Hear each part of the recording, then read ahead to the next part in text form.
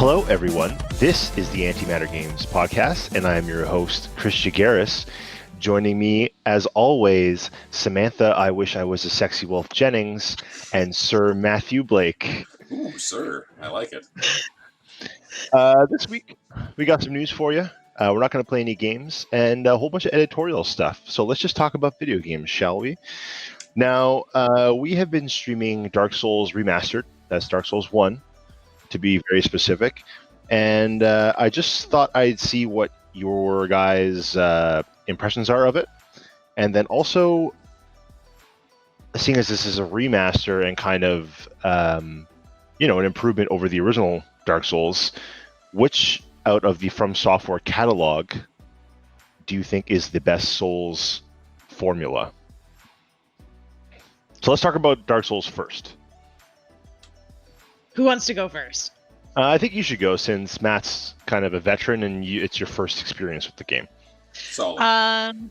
So I guess we're talking about the remaster first. Yeah. It's been fun. It's definitely different from what I expected. Well, maybe not different. I've kind of been playing like the FromSoftware games in reverse. So this is the oldest of them that I've played. It definitely, you can see the way the mechanics and gameplay has changed over the series, or I guess over all of their games, compared to like Sekiro, Bloodborne, and even Dark Souls 3.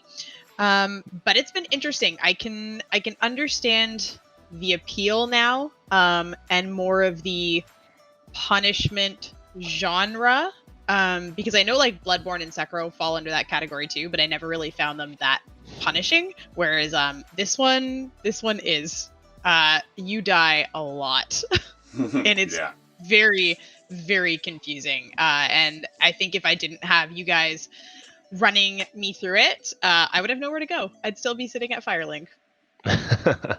Yeah, probably. Matt, how do you feel kind of going back probably for the first time in a while as a Souls veteran replaying Souls Remastered? I kind of love it. Like, I can see some of the rough spots, but I can also see within those rough spots really cool things that like aren't as, how can I put this? The rough edges have a purpose, you know? It was really, I kind of miss it, and I also kind of realize, I knew there was something lost in the Bloodborne Dark Souls 3, which are both fantastic games. And I can see how some of it is probably for the better, but there's just a whole, like, how can I put this? Take repairing, for example. In Dark Souls 3, they made it so your weapons degrade way, way, way faster, but you repair at a bonfire, right? In Dark Souls, you have to seek out a blacksmith to fix your weapons because they don't degrade nearly as fast as in 3. Like, in 3, you can go from a bonfire, kill a bunch of enemies up to a boss, and be like, uh-oh, I've never had to repair a weapon. Yeah, but there's also that. Dark Souls has repair powder. You can buy a tool so you can perform your own repairs, and I believe even weapon upgrades eventually at a bonfire. But they want you to like kind of be on top of that stuff. You're supposed to always be checking your durability and monitoring it and kind of mapping out in your head where the nearest blacksmiths are. And it's like, can I do this before I have to repair? That kind of shit. So, there are rough spots, but I feel like they were trying to teach you a lesson. You have to remember that Dark Souls was a response to hand-holding and, like, very easy to pick up and play games. It was a hard game, and it had complicated systems that were actually, like, in Demon Souls, they were so complicated, people still don't really understand them. Dark Souls was a bit of a compromise and was like, okay, we'll make it so you can understand what it is, but they're gonna catch you by surprise. I do, at times, wish I could warp around, but at other times, I just sort of, like, I like the fact that it forces you to learn the layout of the world, and those shortcuts can be so huge. I mean, well, we just opened a shortcut through the aqueduct that you start near at Firelink Shrine. But like when you actually think of how far you have to go to open that shortcut, you have to go all the way through Undeadburg, kill a boss, go under a bridge, avoiding a dragon, up to a chapel, which also links back to Firelink Shrine, get a key, go back to that bridge after that first boss, open a door, go down a ladder, fight through all of the lower Undeadburg, fight another boss, go down some steps into like a stone place, climb a tower, see a spooky merchant, open a gate, and you're right back to where you started. Like, so I have a question for Sam specifically, because I know how you feel about this, Matt. Sam, is what Matt just described punishing yet rewarding, or is it just tedious? My initial thought is it's tedious. But I think it also depends on why you're playing the game. Like a game like this, there are so many reasons. Like Matt just said, like the weapons breaking, the shortcuts being so hard to find. Like there's so many reasons to stop playing, like to just get frustrated and being like, this is so complicated. You could just let me warp around. You could just let me do like these little tiny things to make it more enjoyable. So it's definitely one of those games where like you really have to ask yourself the why are you playing this? For me, this game, I probably like I'm enjoying playing it as a group. I'm enjoying exploring together. It's really, really fun. If I were to play this on my own, I probably wouldn't. I would probably get frustrated and end up stopping. Whereas some changes like Dark Souls 3 I played all the way through, and Bloodborne I've played through like 3 times now, and I really, really enjoy. But there's a lot of little things in this game that I think fall more under the tedious category than rewarding. So Souls games in general make you mad, and Dark Souls Remastered makes me mad, but I try to think about it a little bit more with a rational mind, because I like to think I am a rational, logical person.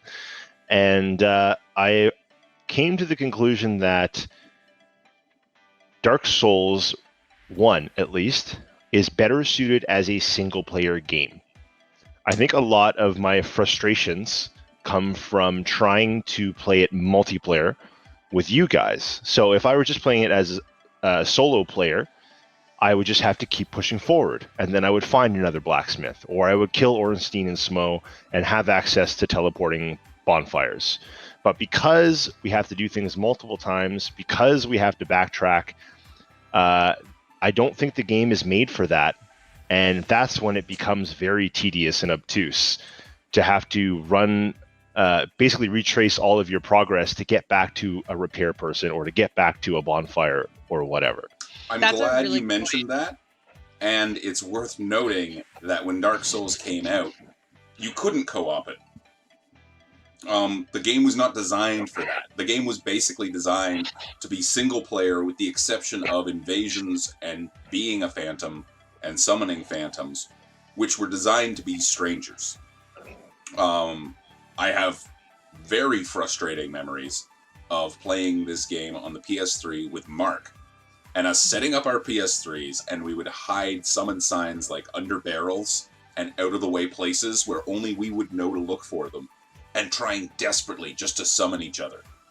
But it didn't work that way. You know, you were thrown onto a server with like thousands of people, and randomly a few signs would be chosen, and the chance of you finding your friend was slim to none. So Dark Souls was kind of created as this very difficult, and you're very much going at it alone kind of thing that you had to chisel away, and a lot of that like kind of tedious stuff was the challenge, and it was really only available there. So I think you're right in that observation, Chris. I think it's a very good observation that, yeah, it was designed to essentially be a single-player experience and a challenge you had to overcome yourself. So was that quality of life improvement added in later in a patch, or was that added specifically in the remaster? The summon, like the password matchmaking. Yeah. It was only for the remaster.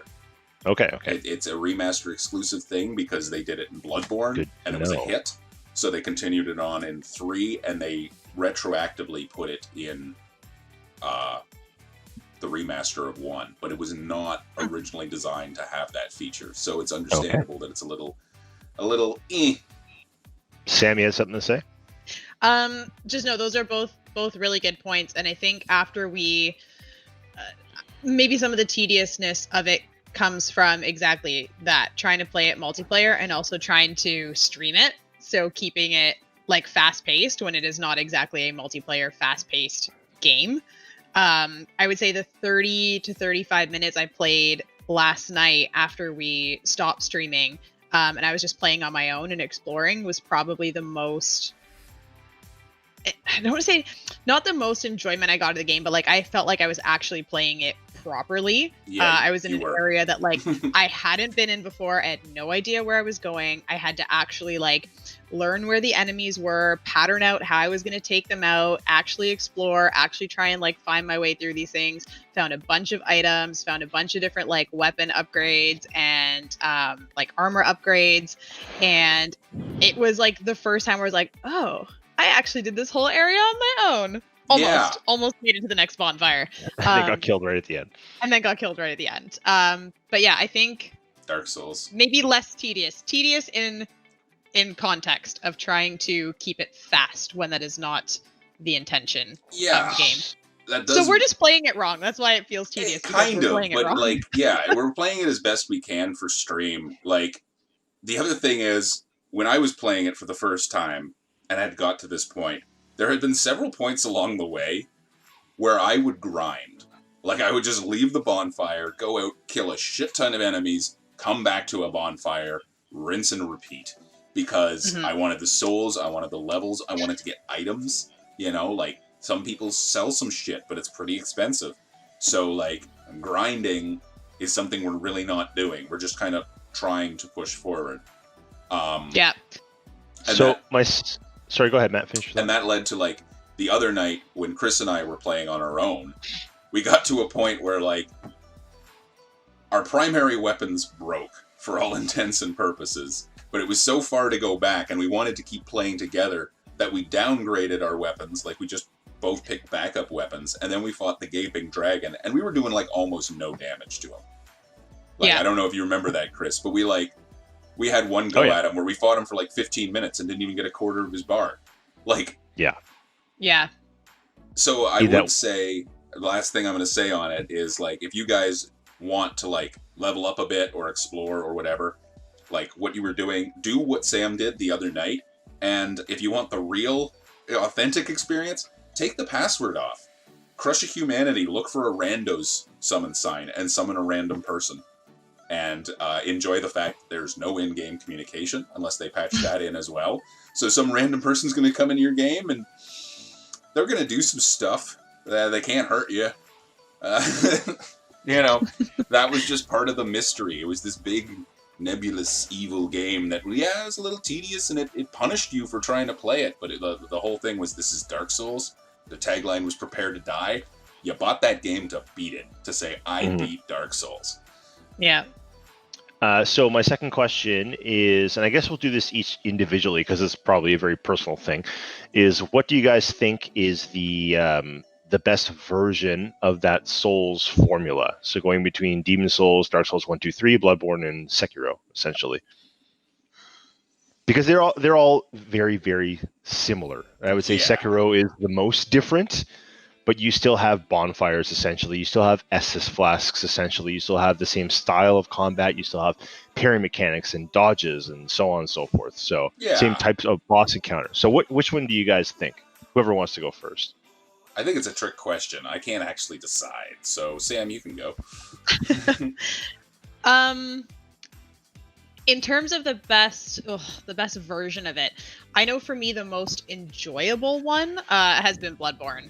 I don't know why. It just seems like it's got the perfect balance of difficulty.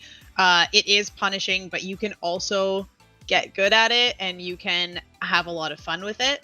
I enjoy like pulling people in for boss fights. I enjoy hanging around and being able to help someone else on boss fights.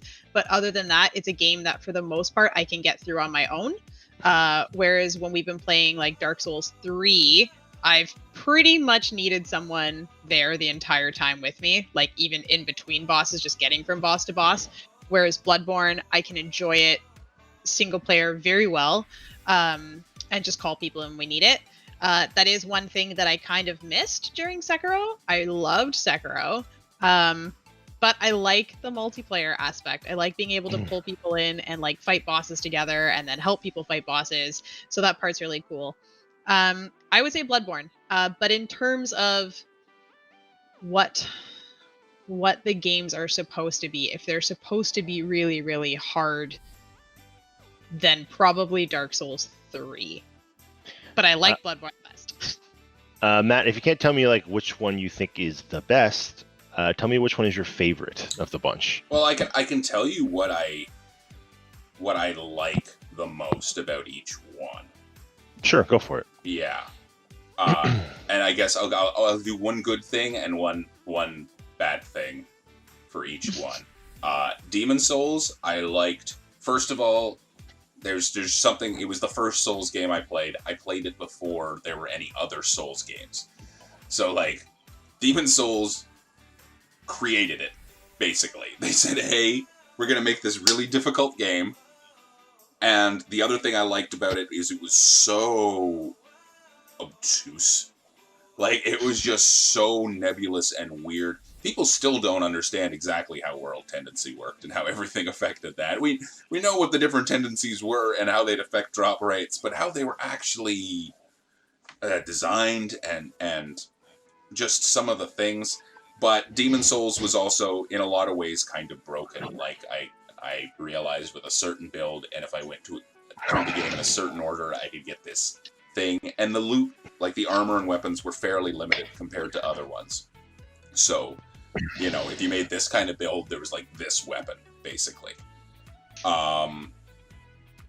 Also, it made you had not just an equip limit, but an inventory limit by weight. And so think about, like, arrows had weight. You could only carry so much stuff. If your loot was full and you tried to pick up something, you couldn't. So I'm glad they ditched that. Dark Souls, very refined, great. Might actually be my overall favorite. The first one, just because I think they kind of got everything right. If there was any downside to it, I'd say that, like, they could have done more DLC. They could have added more to it. And I guess some of the rare upgrade materials, like Titanite slabs, are actually pretty hard to get. You usually get them at the end of a quest line, and they're pretty easy to fuck up. So, yeah, you can have that. Dark Souls 2, like, if Dark Souls, I don't know if anyone watching will get this, but if Dark Souls is Commander Keen 1 through 3, and Dark Souls 3 is Commander Keen 4 through 6, where they, like, kind of refined it and upped the graphics and everything, Dark Souls 2 is Keen Dreams. It's just this fucking weird beast of its own. It's definitely, I would say, the most, for the sake of creativity, creative of any of the Dark Souls. It does stuff that they never touch again, with mixed success. I think the weapon handling and the weapon system, and just the variety of weapons in 2, is the best in the series. Bloodborne, great. Visually stunning. Really up the speed and, like, the aggression of the game. And that would carry on into Dark Souls 3. There was kind of no going back from that. My only knock against Bloodborne is very limited build options. You know, you can do a speedy dex, you can do a skill build, you can do a strength build. I think with the DLC, magic becomes kind of useful, but not really. I made a Blood Tinge build once, never doing that again. Guns just suck. They're parry devices, nothing else. So yeah, that's my only knock against Bloodborne, is, like, if you play it through with 3 different characters, you've basically seen all there is to see in the game. Dark Souls 3, I don't like the reintroduction of the mana bar. Like, that's the only thing I have against Dark Souls 3. I feel like the teleporting should have been earned. They don't have to wait as long as in 1, but being able to just teleport all over, it kind of ruined a few things for me, frankly. Like, you kind of have to teleport to progress at some points in the game, and I would have liked to see a path between those. And the weapon art system, I think, was overused. I don't think every weapon should have had a weapon art. I think, because what that did was that takes your L2, and L2 used to be your secondary function for whatever you had in your left hand, right? So there was definitely some variety of, like, for every weapon art, you lost what would be a move.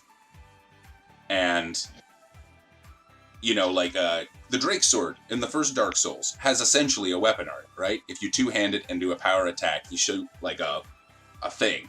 I feel like that system would have worked just as well in Dark Souls 3.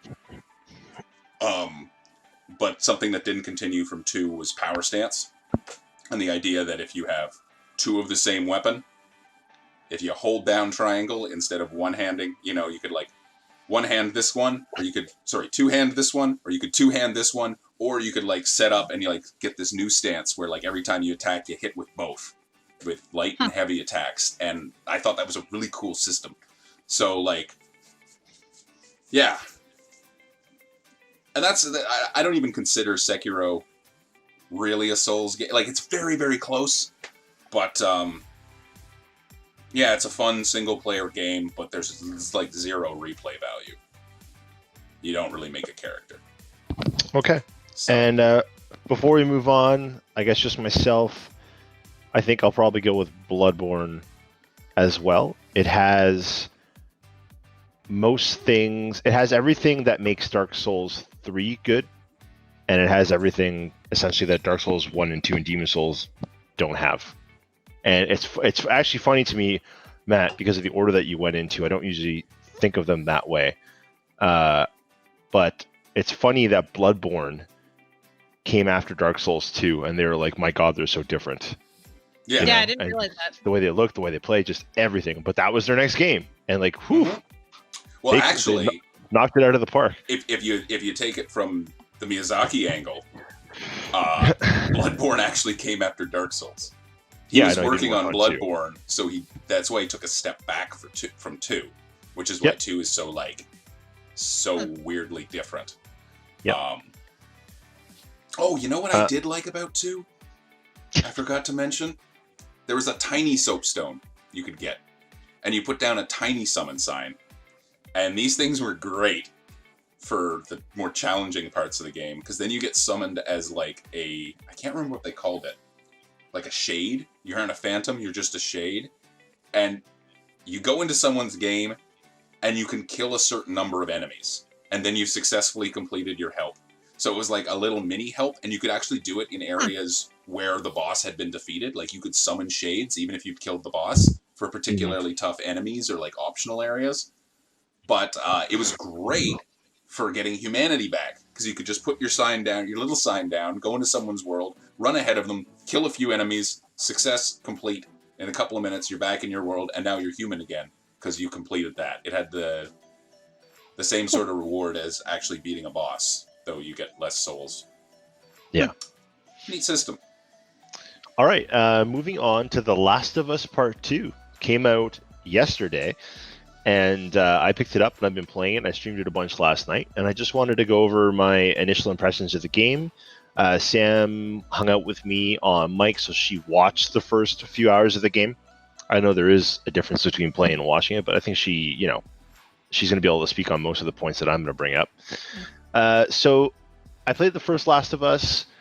It wasn't my favorite game, my favorite Naughty Dog game. I liked Uncharted 4 much, much more. The story was good, it was compelling, but gameplay-wise, I found it a bit dry, I guess. And The Last of Us 2 was never really on my brain until I saw the E3 trailer for it, which was really compelling to me. It looked different. It looked good. It looked smooth. Anyway, so I picked up the game, and I've been pleasantly surprised so far. I knew going into it, having read just a lot of very, very good reviews and seen, all those images, the promotional images with like 20 10 out of 10s all over it from all these publications. I knew that I was going in for a good video game, and I knew there was a lot of discourse around the game too for stupid reasons. But anyway, I'm really enjoying what I'm playing so far. So I'm about 3 hours in. I streamed 2 hours last night, and I played it about another hour on my own. The narrative so far is very good. I think I teared up in the first 10 minutes of the game. So I'm gonna try and talk about it without spoiling too much. I'm not gonna like name names or anything, but Ellie and Joel are together at the beginning of the game. It's a very touching, heartfelt scene. They really make you feel the connection between the two characters, and I think that's because of one, the amazing performances from Troy Baker, and I can't remember what the voice actress's name that plays Ellie's is, but amazing performances and like crazy facial motion capture. The models look probably the best looking models I've seen on PS4, period. I'll say that definitively. Better than Red Dead 2, and that's saying a lot, because my God, Arthur Morgan's face sometimes looks ridiculous. So right off the bat, they had me in the narrative, and you're introduced to the town that you're going to be in, and the people that you know and love and are friends with and all that. And it's been predictable so far. A lot of the promotional images you see are of Ellie looking very angry and venomous. So I knew there was going to be something that was going to trigger some kind of hate or revenge in her. And that thing has happened. So I can see where it's going so far. She got the bloodlust. Yeah, she wants to kill some people real bad. And by the time that thing happens, you really feel it as the player as well. Like when it was done, I was like, fuck, I can't wait to kill these motherfuckers. I'm going to get these guys. So that part's great. One neat little thing they've done so far, and again, I'm not very far in the game, is that they've taken the bad guys and they let you play as them for a prolonged amount of time. And I knew when I took this person over, I was like, I bet this is the opposing faction. And it's really interesting because I've never done that in a video game before, where you get to see the other side of the coin. And I think what it's doing purposefully is it's really humanizing those people. It's giving them faces and it's giving them names. You get to know the whole bunch, the whole gang of people that you are most likely going to be murdering brutally as Ellie in the upcoming hours of the game. The other thing I wanted to talk about is how this game looks. It's beautiful. Besides the character models, just the the gun models. You can inspect your guns on a workbench and do modifications to them and things like that. I've never seen a pistol or a sniper rifle look so real in a video game. And you can look close to your gun and then zoom in some more and like really move it around and inspect every little bit of the gun. And I've fired some firearms in my life, and like it's really bang on. The sound design is incredible. Like that's how a bolt sounds on a sniper rifle. And then the combat is really fun as well. So you have a lot of brutal head-on encounters, and you have a lot of stealth moments. The kills in either one are very, very over-the-top violent, but again, they sound realistic, and like just the percussion that your gun makes when it goes off, and the way the blood flies out of the person's head when you kill them is very convincing and grounded, and it doesn't make it feel like a video game. Mm-hmm. Sam, what did you think? Because that's pretty much all I have so far. Yeah, that's kind of exactly what I was going to say. It's very, I know like the word gets thrown around a lot, but it's very immersive. Like being able to just watching your stream and not actually playing it I was spending most of the time kind of like looking around at things like the trees, the sky, the rocks, like the whatever the environment you were in, and it's absolutely beautiful. It's very, very detailed. And then you get into the part there's one little part where you're fighting zombies, obviously not a spoiler. But the combat is so fluid. So everything just moves really well. I'd watched your stream for about 2 hours, and I remember asking if there had been a loading screen or not, because I didn't remember seeing one. The game just goes from action to cutscene to exploration back to fighting. Like, it just flows so well. And that was one of probably the most like standout things for me, was just how 2 hours, and I couldn't remember if we had seen a cutscene or anything. Like, it just seemed to there was one fade to black in the entire time that I was playing. Yes, yeah. But did you ever have to go through a narrow space? We did. So that's actually a game mechanic, Matt. There is some parts where you can see, okay, there's a gap in the rock. I'm going to be in there for a couple seconds. Okay, the game's probably loading it. And like, we just know that's a thing. Yeah. But no, I was just because of the Unreal thing, I had to. There's a lot more of those smaller narrow spaces though that you actually have to interact with. You hit X to have Ellie kind of slowly slide through them, and it takes a fraction of a second, but that's more of a part of the game for whatever reason. I don't know if they're sneaking little loading bits into those too. I was trying to think. I had another point, Sam, and you brought it up. Fluid.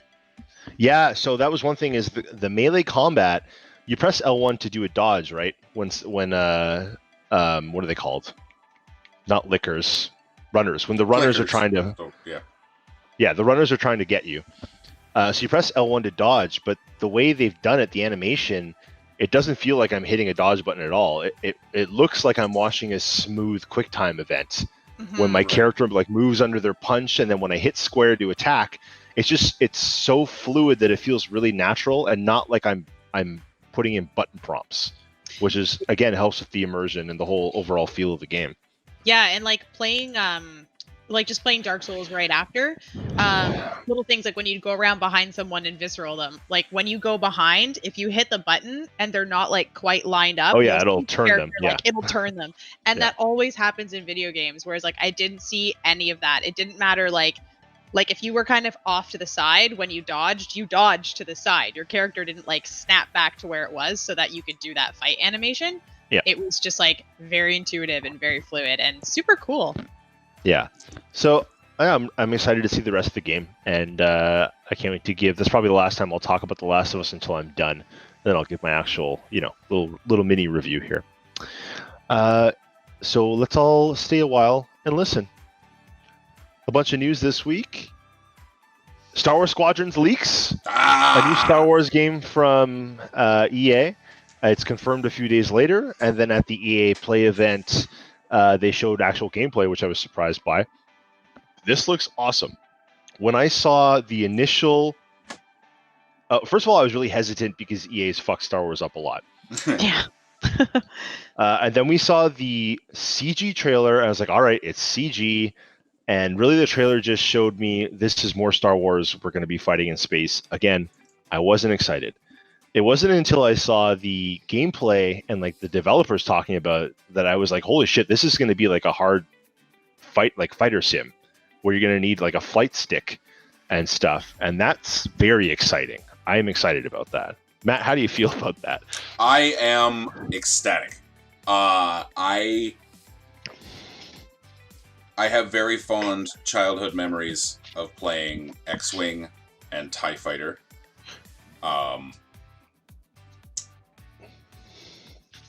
I can't tell you how much I loved those games. When they came out to Good Old Games, I bought them like that. Plugged in the joystick, got back in them. There was just... I think I sent a screenshot of the instructions, like the controls for TIE Fighter. And it uses like half the keyboard, right? Like, Battlefront 2, I've been playing, and it has some like space combat bits, but it's just so arcadey. And I know a lot of people. Yeah. I was watching. What was it? I was actually watching the Easy Allies reaction to Squadron's gameplay reveal. And the thing that got me a lot is people keep being like, Rogue Squadron, Rogue Squadron, Rogue Squadron. And it's like, no, stop it. Rogue Squadron is like this, like God of War, the old God of Wars, not the new one, is like Dark Souls. Yeah, you're chopping things and stuff comes out of them and you upgrade, but like, no. Dark Souls is way more serious, way more mechanics involved than the old God of Wars. There are way more mechanics in Dark Souls than there were to God of War 1 and 2 on the PlayStation 2. Sorry, that's just a fact. And it doesn't make them a worse game. But I'm just saying, when you can put your hand on the stick and you have all the little controls to like adjust your weapons, your power. There was a mission, I believe it was in X-Wing, where like you're in an A-Wing and you have to get really close to a bunch of Imperial ships and scan them. And nowhere in your description does it say you have to shoot anything. It's a recon mission. So what you do is you take all the power away from your weapons and put all of it towards your engines, because the A-Wing is a very fast ship to begin with. So you play around with your power settings and you get yourself so you're the fastest fucking ship in this, like, the space you're in. And then you just fly by them all and hyperdrive out. And the TIE fighters can't fucking catch you. They can't touch you. And if they do get behind you, you just hit the thing to put all your shields rear facing. So yeah, if you took a shot from the front, you have no shields, it'll do damage to your actual fuselage. But you're not going to take damage from the front. You're going way too fast. Everyone's behind you. And you just kind of, you can even divert a good chunk of your shield power to engines as well. Blow through there and leave. That is like some sim grade shit. You know, you're getting the mission done. You are an A-Wing pilot on a recon mission. You're not there to fight. You're not there to do anything video gamey. You do your job and you get out. And this seems to have all of those mechanics coming back. I'm really, really excited for actually like the single player. The multiplayer looks pretty cool. But I have a statement here from the main developer. He gave to Game Informer. I'll read it because it sums a lot of this up and kind of just gives you the general vibes of what the game are going to be. So our mindset has been very old school. Motive Studios creative director Ian Fraser told Game Informer, "We're trying to say with this game that we have a $40 price point. We want to feel generous to players, and we want to feel like a complete experience. Like you gave us $40. Here's a game that you will love. Thank you. That's it. This isn't something we are building around a live service strategy. It's built around a game that is complete and great on its own right. That's not to say we will never add anything. I guess we could, but it's not presented as a live service." So already they're kind of shying away or moving away from what's really trendy or popular right now, which is games like Destiny or Fortnite or Apex and, you know, things like that. That's the trend these days. But I feel like Star Wars Squadrons is really like a throwback or a callback to games that our generation loved, like 30-somethings, when we were kids. And I think it's going to have a really big audience and get a lot of people into Sims that maybe weren't really before. Like, personally, I love the idea of being in an X-Wing cockpit in VR. So we didn't talk about that. This game's going to be fully playable in VR, probably on whatever VR system Sony announces for the PS5 is going to be, which they haven't yet, but I'm sure it's coming because they're pushing it now. Play this game in VR, being in an X-Wing, be able to control like my pulse engines, my hyperdrive, my forward shields, my rear shields, you know, to be able to divert power, to be able to drift my ship, like stuff like that. Oh, that sounds drifting. Awesome. Yeah. That's something you couldn't do in the old games. That's something I've only played one old space flight sim that allowed it, which was Free Space 2. So they mentioned you're going to be able to do that as well. So that's really exciting. Yeah. I never in my life thought I might buy a flight stick to play a fighter sim, but I might. And you know, it's worth Star Wars. I wonder. I mean, it's worth noting that also Flight Simulator is coming back, right? Yeah. Like, are flight sims back? Are they? I mean, they're not back yet, but are they coming back? Is this going to be a resurgence of the flight sim genre? I don't know, man. I don't think so. Flight Simulator looks cool as hell. I feel like Flight Simulator is its own thing, and there's a group of people that really love it, and that's it. I don't think it's a thing yet. I don't know, because I think cockpits and VR are like a match made in heaven, right? Racing games, Yeah. flying games, mech games, you know. So this could be a thing. But there was something else. Flight sim, floating, drifting, blasting. I don't know. It'll come back to me. I think the difference between Flight Simulator, whatever the new one's going to be called, and Star Wars Squadrons is that, first of all, it's Star Wars, and that's exciting. Secondly, it's fighting. It's dogfighting in space, and that's exciting. Flight Simulator is you're in whatever plane that you might be in, because I'm sure they have hundreds of options, but you're taking off from a runway, you're setting your course, you're making a trip, you're doing, all the things you do to fly that vehicle, and then you're landing. That's the point of the game. It's to look around these 4K environments, and they're beautiful and everything, but it doesn't have that excitement factor that Star Wars has. I don't know if you've ever tried to take off in Flight Simulator. It's pretty exciting. You're inches from death. I'm sure it is. I'm just saying this is easier to market. You'll need a guide. Sam, are you into this? I don't know. I've never really played many games like that. I'm more of like a third-person action adventure player. It looks really cool though. It's something that I'm definitely excited to try, and I have no idea whether I'm going to love it or hate it. I feel like it's going to be one of those things where I'm not going to be on the fence. I'm either going to be like, yeah, I'm into this. I'm going to play it every day for like 3 weeks, or try it for 10 minutes and be like, I'm good. I'll ask you one question here. I think it will resolve this whole thing. Do you want to fly a TIE fighter? Yes. Then I think you'll probably like it. Moving on, Skate is coming back.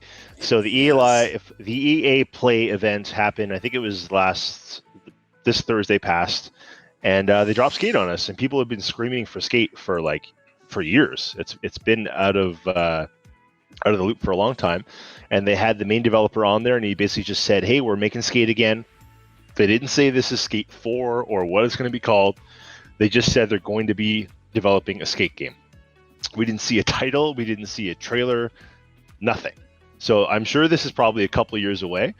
But as someone who grew up skateboarding from 10 years old to when I was in college and playing Tony Hawk's Pro Skater and all that, and the original Skate, I'm pretty stoked. I mean, I actually didn't play much of the original Skate games. But all my friends did. People played Skate around me.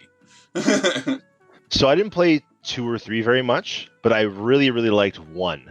1 was the first skateboarding game I ever played, and I played a lot of them, where the control scheme really made me feel like I was working a skateboard, which was really cool. Like, you have your thumbstick essentially, and to do an ollie, let's say, you pull back on the stick, which shifts your weight onto your back foot, and you flick it up, which moves your front foot up on the board, so you do an ollie. That's how you ollie with your feet, right? So essentially whatever you would do with the thumbstick would match the movement that you would have to do with your feet to, say, do a kickflip or a kickflip into a board slide or whatever it might be. So it was a really great game, great sandbox game to just chill in and get the vibe that I was just having a fun skate session. It really set that home. So skateboard simulators are back. Simulators are back. We got VR now. Let's simulate every aspect of life, from skateboarding when to I worked at starfighters. EB Games, Goat Simulator, we had to ship that thing every single day. Every day. Goat Simulator is really popular. Call of Duty and Goat Simulator. Yep. Have you tried Call of Goats? No. Sorry, no, Goat of Duty. No, thank you. No, it's great. Call of Juarez. Oh man, second one was great. It was. Next up, Pokemon Snap announced for the Switch. A new Pokemon Snap. Sam, you probably played a lot of the original, I'm assuming? Yeah. Yes. Yes. Are you excited? I'm excited about anything Pokemon. Like, you could tell me that, yeah, of course I am. Of course I am. I don't even have words. I'm just excited about everything Pokemon, especially because it looked like... You get to play it. Depends on the franchise. And I would say depends on what entry. So, like, Cyberpunk, I think it's okay because it's the first Cyberpunk, right? But I was so happy with, like, I actually like how Bethesda started doing it with, like, Fallout 4, where they were just like, hey, by the way, Fallout 4, it's coming. It's actually almost done. It'll be here in 2 months. Because you know what you're expecting, right? Like, you don't need to hype up. I think them mentioning Elder Scrolls 6 years before was just stupid and pointless, right? Oh yeah. But with Cyberpunk, like, yeah, it's a new IP from a studio that has, like, a background in RPGs, but, like, a very different style. You know, they're going from third person to first. They're going from fantasy to cyberpunk. They're doing a whole lot of stuff. So I think it I mean, no matter what, we were going to be hearing about this delay, right? Even if they had held off until it was only a few months out, by now we would have heard of it. Yeah. But we wouldn't have got that Keanu Reeves hype train. You know, Cyberpunk, it's been a wild ride. So yeah, True. I think if it's a new IP and it's a new thing, yeah, get it out there, talk about it, drum up stuff. But like, if they do this for Cyberpunk 3 or whatever, I'm gonna be like, guys, chill the fuck out. Yeah. Just tell me when you can take my money. I think sometimes with video games, the juice is almost as good as the squeeze, if you know what I mean. Like the amount of times I've gone back and watched like the Resident Evil 7 reaction videos from like Easy Allies or Final Fantasy VII Remake, Yeah, that one or was great. or Shenmue 3 or God of War reveal, like those are standout moments in video games for me, just in my life, and they cause so much excitement and so much anticipation, and we all love talking about them and theory crafting. And I think I'm kind of in the middle on this debate. I don't want to hear about a game 5 or 6 years in advance, but I definitely enjoy some time to kind of like get the hype train rolling, and like, you know, this comes out, or like you see these screenshots, or like, oh, now this person's in the game or whatever. It's cool being with a game through its development cycle sometimes. Yeah, sometimes. And other times it's Star Citizen. What do you think, Sam? Yeah, I think it depends on what it is. If it's something, I'd say maybe there's like 5 franchises that I'm super invested in and that I want to know when things are in development, what's going on. It's always nice to know that something is coming up. But in general, I like the shorter release dates. I have a very, it's not obvious, I have a very short attention span. And I go through things very quickly. So if there's something that shiny light, if there's games where I've seen trailers for them and I'm super hyped for it, and that hype is gonna last maybe 3 months. Doesn't matter what it is, doesn't matter how excited I am. The more I see trailers, the more I see screenshots, the more I see gameplay, the more I feel like I'm already experiencing it. I'm like, okay, we got to get this game out before like there's a countdown. And then after I hit that countdown, it's like, and that happened with Kingdom Hearts 3. I mean, they were hyping that game for 12, 13 years. And the amount of times I would see trailers for it, and they're like, we're finally going to show you a Kingdom Hearts trailer. And you're like, yes, it's been 7 years. And it'd be like Kingdom Hearts 2.1 and then 2.2 and 2.8. And I'm like, seriously, 2.8? Like, come on. And I think by the time Kingdom Hearts came out, it didn't matter how much I loved it. I was like, I'm over it. You waited too long. So I like the shorter dates, the shorter release times, and the longer, the less amount of time in between when it's coming out, the less things that can go wrong. Like if you announce this game and you're like, it's coming out in 2 years, you have no idea what's going to happen in 2 years. It could take 3 years. It could end up taking 6 years. Like you have no idea what's going to happen, or it could get canceled entirely, or the studio could get sold. You don't know what's going to happen. So the longer you have in between when it's announced and when it comes out, there's just so many more things that could go wrong. Just tell me when it's done and be like, it's done. God of War 5 is coming out tomorrow. And I'll be like, holy shit.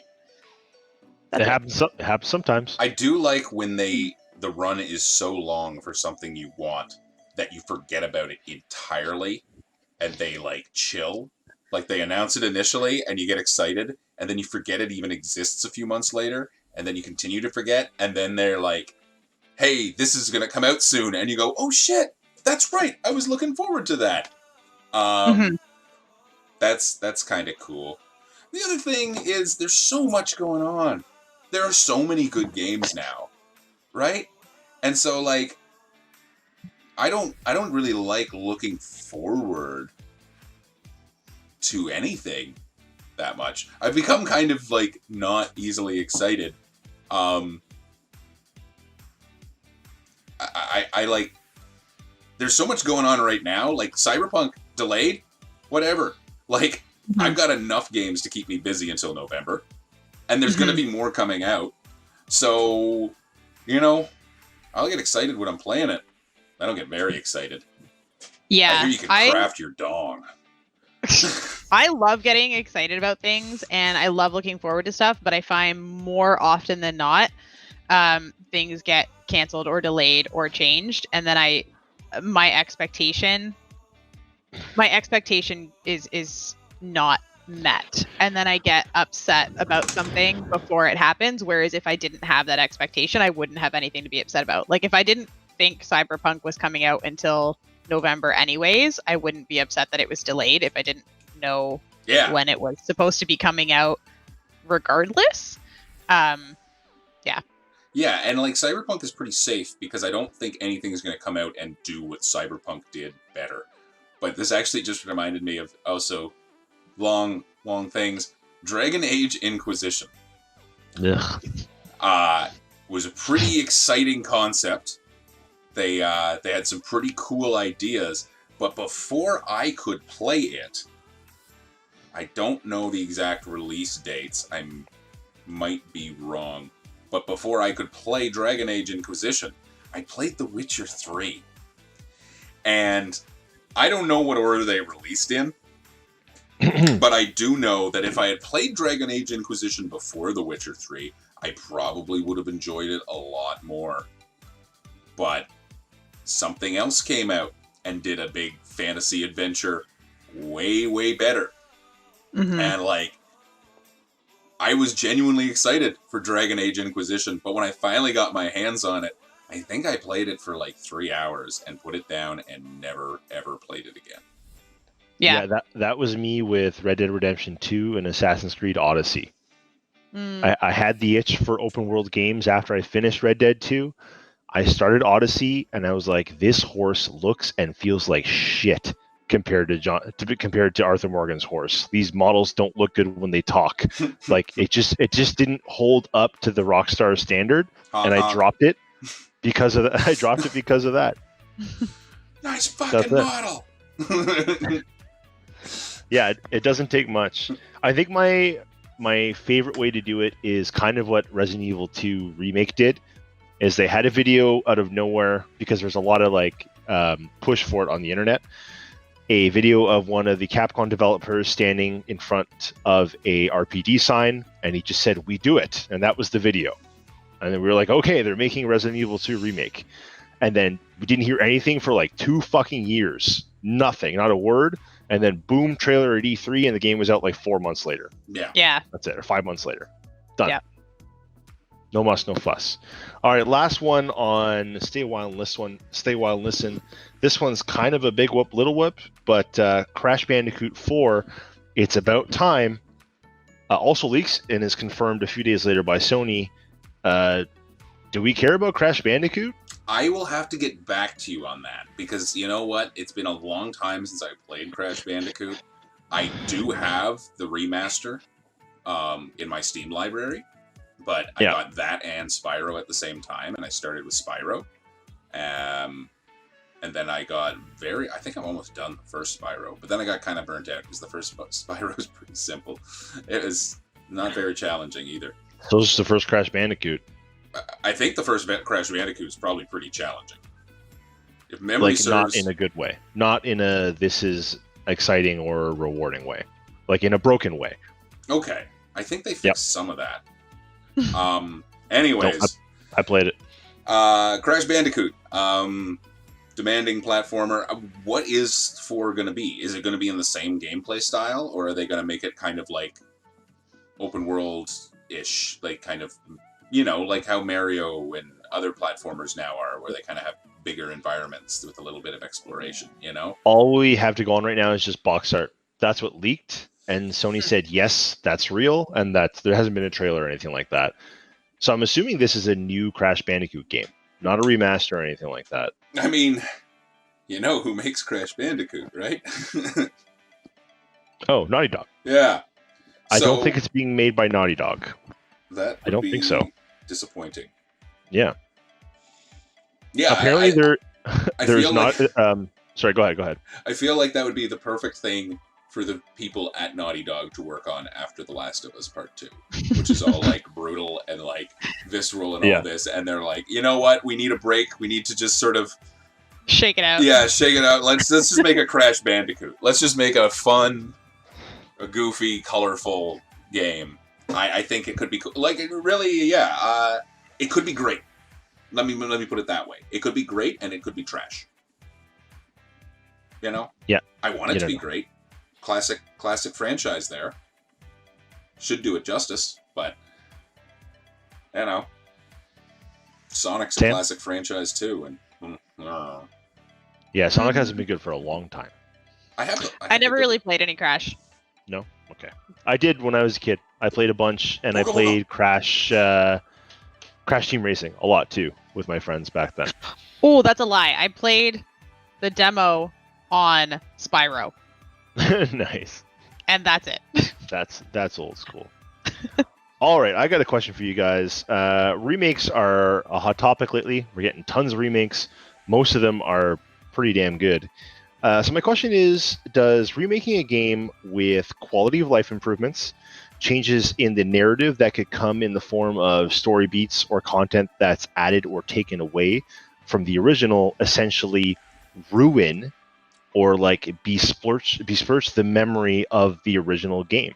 I'm seeing a lot of discourse about that back and forth online. So where do you guys fall on that? That's a hard no. It depends.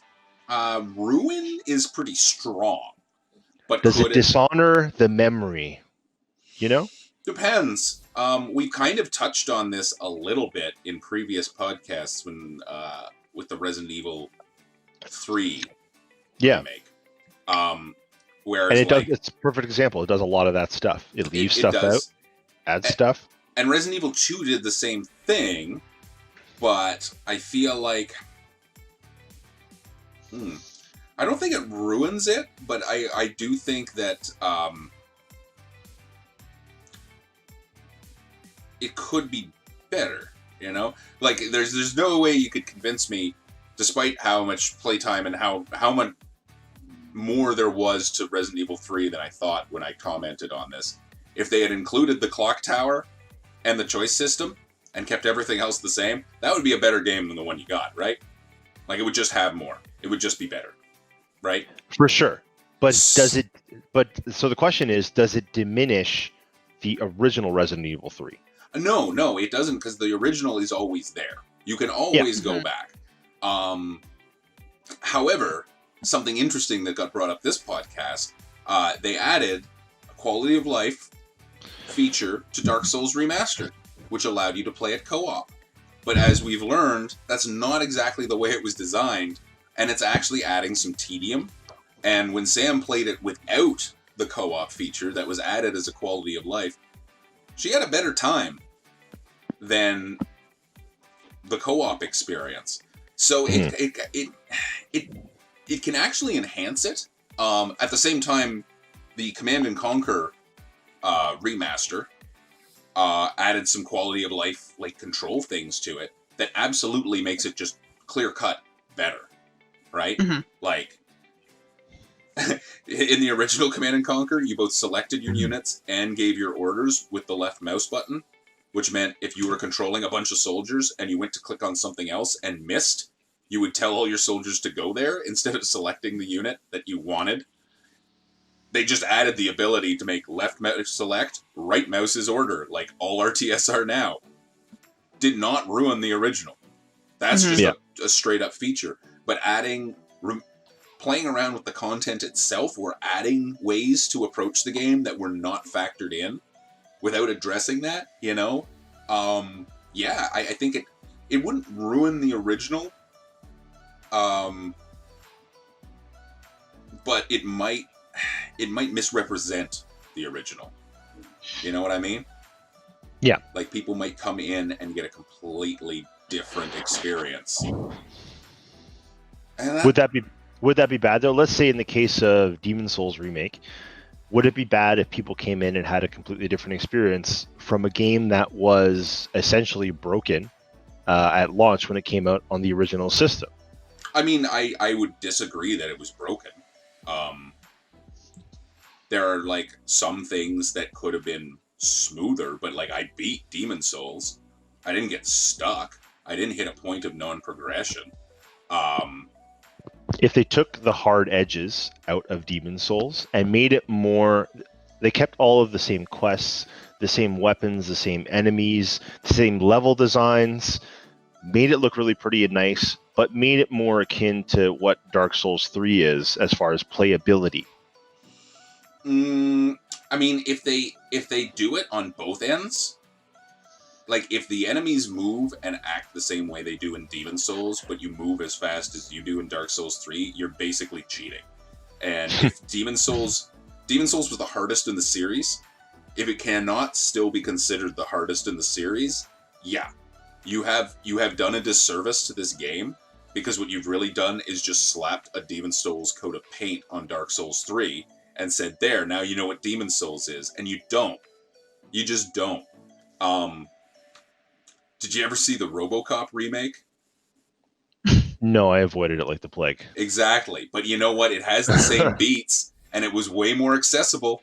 You know? Families could go to it. It was PG-13. There's no goopy men. You know? But, you know, it ruined. You know? It's bad. So, like, that would be... I think if they made Demon Souls super accessible, it would be the equivalent of making a PG-13 RoboCop remake, where it's like, people would enjoy it, and, like, maybe more people would have it, but you would be taking the soul out of the game.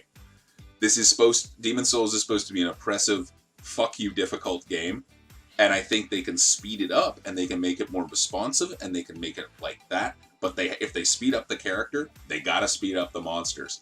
And if after your first death, you don't get cut down to, like, half health, or at least 60%, oh man, that's just... You can't do that. You just can't. It's no. I guess we'll see, and if we do, how mad the internet is when they do it. Yeah. I mean... All right. Because it was beatable. It was quite beatable. Yeah. You know? It's time for bets.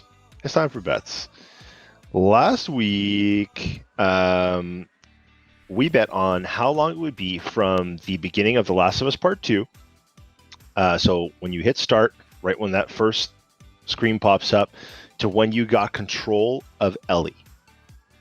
Where's the bets here? Sam, you bet 3 minutes and 2 seconds. I bet 2 minutes and 30 seconds, and Matt bet 180 seconds.